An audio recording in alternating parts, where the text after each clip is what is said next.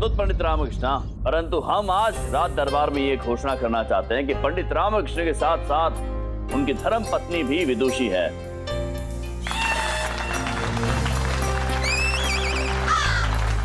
शारदा देवी, आप भी अद्भुत हैं।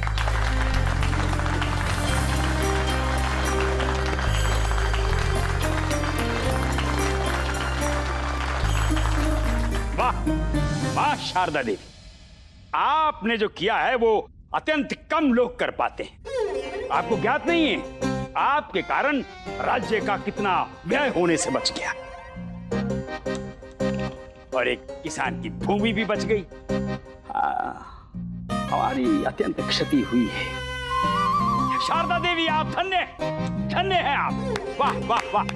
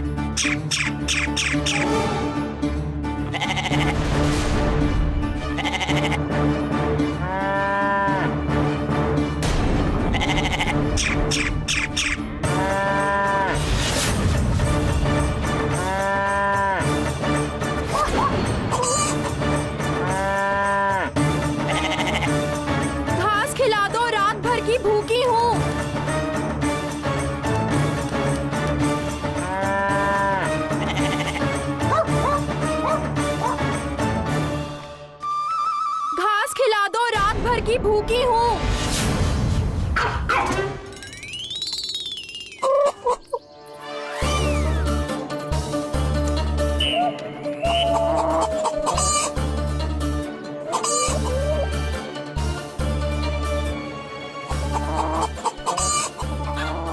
जुग जुग जियो शारदा बहन।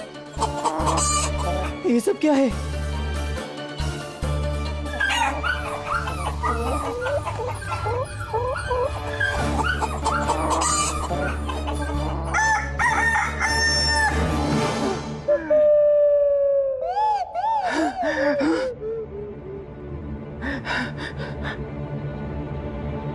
शारदा,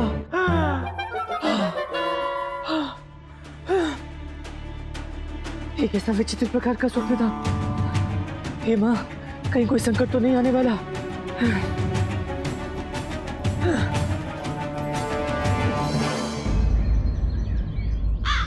मेरी गैया का दूध बड़ा प्यारा प्यारा, बेचने पे धन मिलेगा न्यारा न्यारा। मेरी गैया। चलो भागो, कर्कश कहीं के सारे गाने का सुर बिगाड़ दिया। बेसुरे कौवे, भागो चलो। मेरी गैया का दूध बड़ा प्यारा। अरे चिढ़ क्यों रहे हो? बेसुरे हो तभी तो बेसुरा कह रहा हूँ।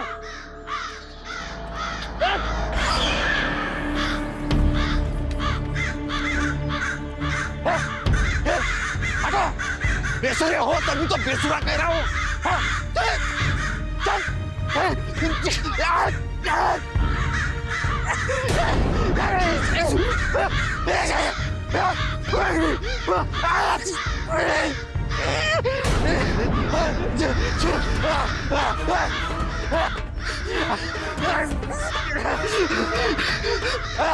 गलती हो गई सो सम्राटो, अब कभी कौवा को बेसुरा नहीं कहूंगा।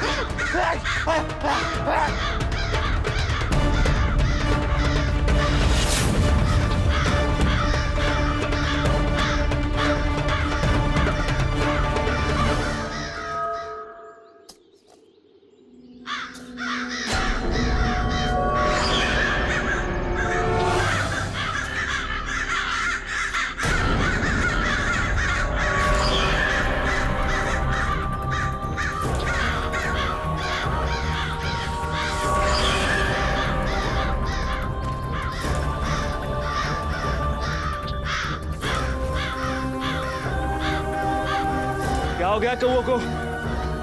विक्षिप्त हो गए क्या? इनका ऐसा व्यवहार इससे पूर्व कभी नहीं देखा।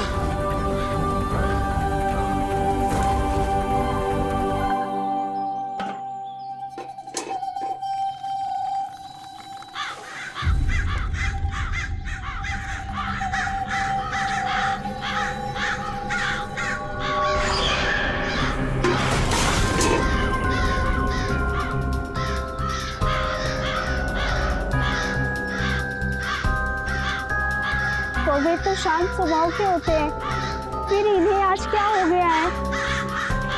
आक्रामक क्यों हो रही है सब?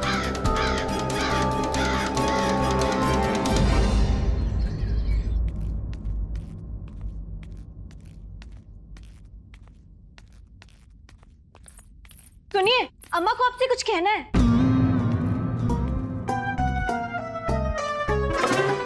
ये क्या शारदा, तुझे इतना भी ज्ञात नहीं कि किसी के जाते समय किसी को पीछे से टोकना नहीं चाहिए, कि अपशकुन होता है।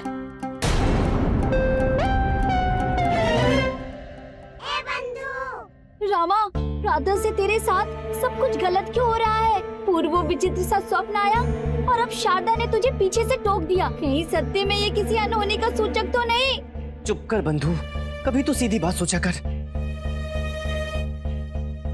हाँ माँ, हमसे त्रुटि हो गई, परंतु आपकी बात कहना भी तो आवश्यक था ना।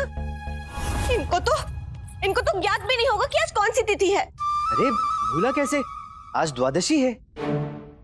द्वादश तो है, परंतु कौन से माँ की? चैत्र माह की।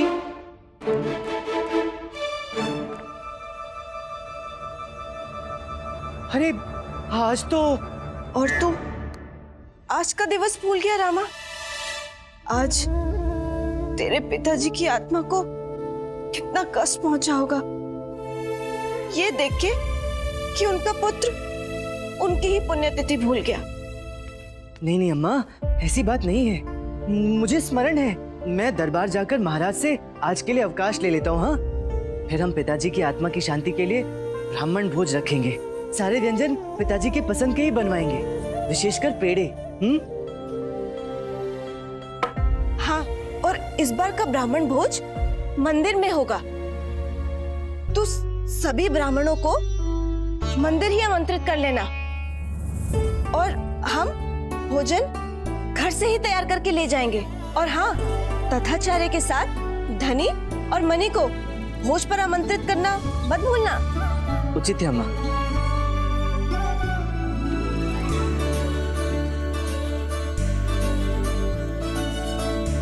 चलिए चलिए।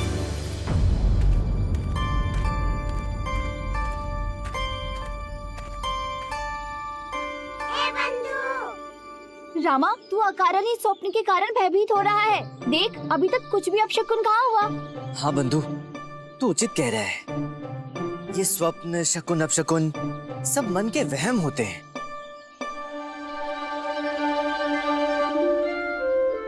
हाँ,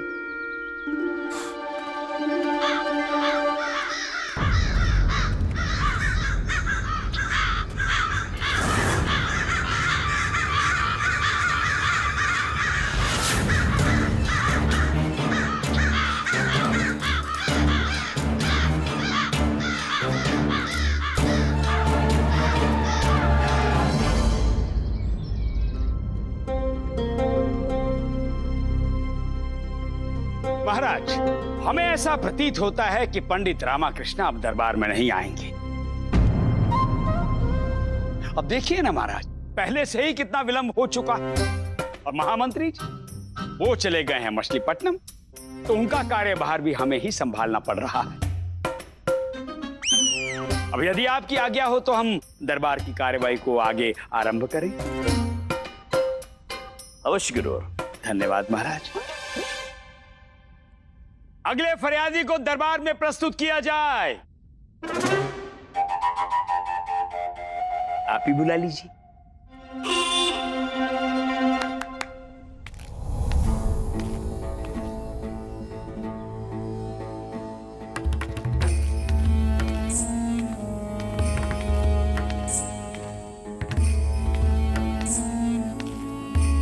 प्रणाम महाराज।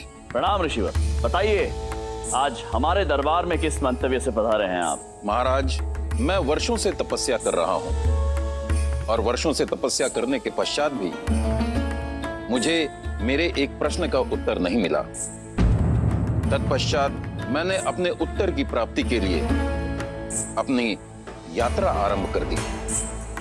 मैं कई राज्यों में, कई देशों में गया, परंतु मुझे उत्तर नहीं मिला।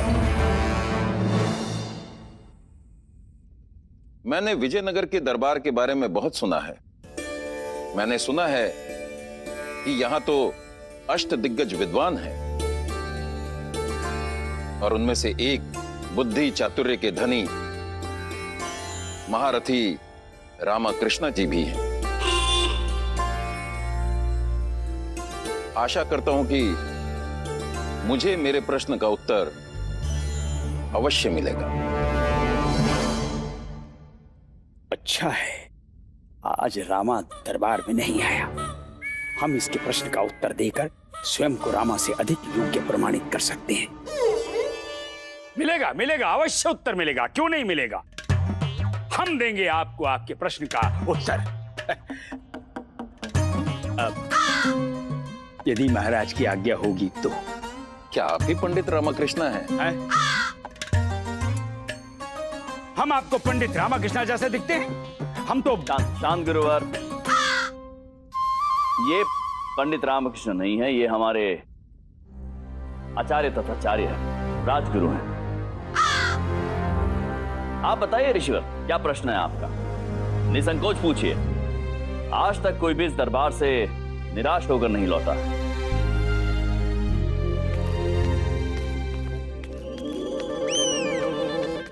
क्षमा चाहता हूं महाराज, विलंब से आने के लिए क्षमा चाहता हूं। आ गए मुख्य सलाहकार महोदय। ऋषिवर, आप अपना प्रश्न पूछिए। महाराज तो अत्यंत क्रोधित लग रहे हैं। अब मैं अवकाश लेने की बात कैसे कहूं? थोड़ी देर प्रतीक्षा करता हूं यहीं खड़ा होकर, फिर कहूंगा। मेरा प्रश्न है सत्य और असत्य की दूरी। मैं ये जानना चाहता हूं कि सत्य और असत्य के मध्य कितनी दूरी है। कृपया मुझे इन दोनों के मध्य की निश्चित दूरी से अवगत कराएं। गुरुजी, क्या अब भी आप इन महोदय के प्रश्न का उत्तर देना चाहेंगे? अरे मूर्खो, हम किसी और का कार्य क्यों करें? हैं? पंडित रामकृष्ण का कार्य है, वो स्वयं करेंगे। आ गए हैं, कर लेंगे। गुरुवर जी, आप इनके प्रश्न का उत्तर देने के अभिलाषी थे ना? जी जी जी महाराज, अभिलाषी थे, अभिलाषी हैं, परंतु हम इनके प्रश्न की गहराई को समझने का प्रयास कर रहे हैं। वैसे कितना विचित्र सा प्रश्न है आपका। सत्य और असत्य कोई मनुष्य, वस्तु, स्थान है जिनकी दूरी को नापा जा सकता है। यदि समस्या इतनी सरल होती तो मैं इतनी दूर यात्रा करके क्यों आता? हमने बुलाया था क्या? यदि आपके पास उत्तर है तो दीजिए, अन्यथा मैं निराश होकर लौट जाऊंगा और उत्तर की प्राप्ति तक यात्रा करता रहूंगा। हमने रोका है क्या? महाराज, क्या मुझे विजयनगर से निराश लौटना होगा? नहीं ऋषिवर, विजयनगर राज्य से कोई भी निराश होकर नहीं लौटता है। आपको आपके प्रश्न का उत्तर निसंदेह मिलेगा। आप ने कहा था ना कि आपने विजयनगर राज्य के विषय में इतना सुना, खासकर यहां के अष्ट दिग्गज के विषय में सुना है। हमारे विशेष सलाहकार पंडित रामकृष्ण के विषय में सुना है आपने। तो अब आपके इस प्रश्न का उत्तर स्वयं पंडित रामकृष्ण देंगे। पंडित रामकृष्ण,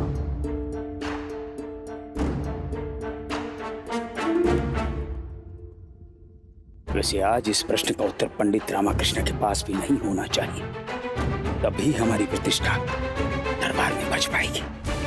बताइए महाज्ञानी, बुद्धि और चातुर्य के धनी पंडित रामकृष्ण जी,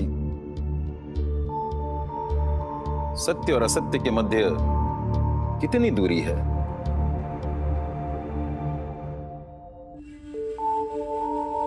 ऋषिवर, आप सांसारिक जगत की बात ही कर रहे हैं ना? हाँ, मैं इस सांसारिक जगत में सत्य और असत्य के मध्य की दूरी को जानना चाहता हूं।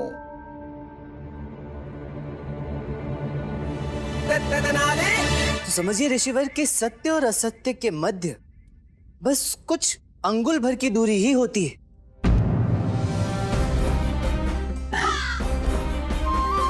पंडित रामकृष्ण महाराज, आप कहना क्या चाहते हैं?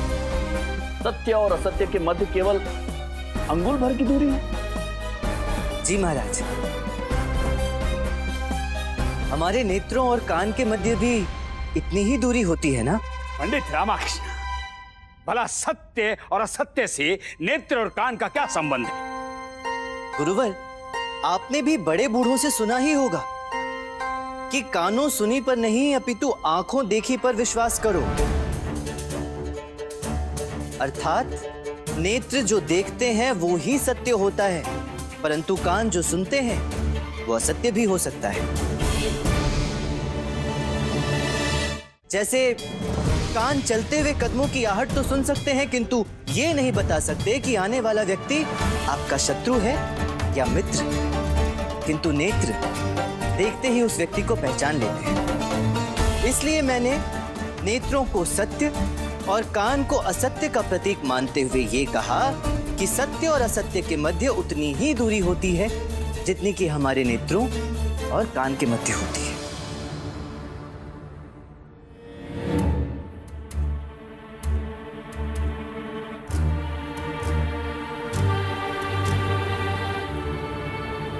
आप धन्य हैं पंडित रामकृष्ण जी।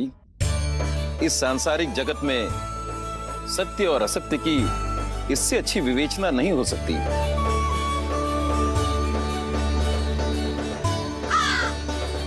आप सत्य में बुद्धि के धनी हैं।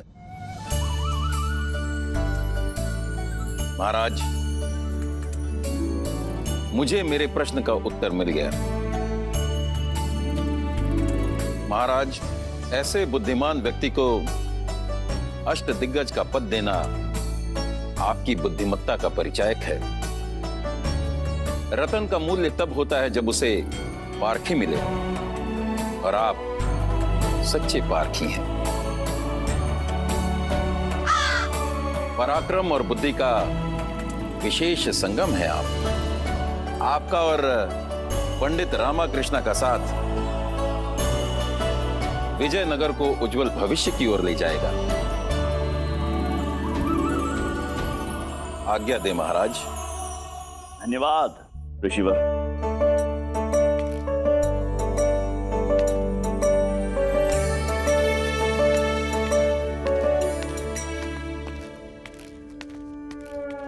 पंडित रामकृष्ण, पुनः तुमने स्वयं को हमसे श्रेष्ठ सिद्ध कर दिया। अपमान किया है हमारा, परंतु इसका परिणाम भी तुम्हें भुगतना होगा। बस हम सही समय की प्रतीक्षा कर रहे हैं। समय आने पर तुम्हें बताएंगे कि अपमान क्या होता है।